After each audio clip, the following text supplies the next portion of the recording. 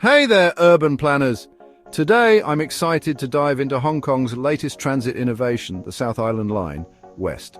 This new line promises to be both smart and green, connecting Wong Chuk Hang to HKU and serving 130,000 residents and 50,000 workers.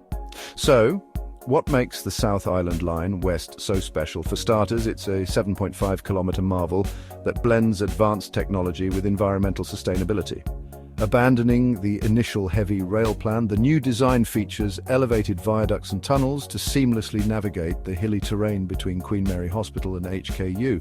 This smart and green system isn't just about efficiency, it's about enhancing our urban landscape. Elevated viaducts mean less underground construction, preserving Hong Kong's natural beauty.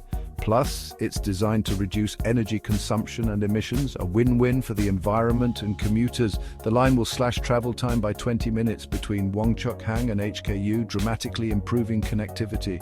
Imagine the convenience for residents in Aberdeen, Tin Wan, Fu, Cyberport and Pok Fu Lam. Construction kicks off in 2027, aligning with the redevelopment of Fu Estate. While no completion date is set, experts like Gary Zhang Xinyu anticipate it'll wrap up within 5 years of starting.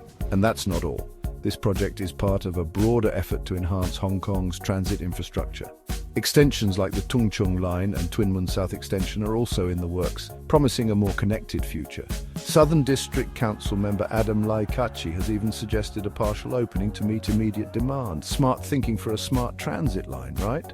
So what do you think about the South Island Line West? Share your thoughts below and don't forget to like and subscribe for more updates on urban planning innovations. Thanks for watching and see you next time.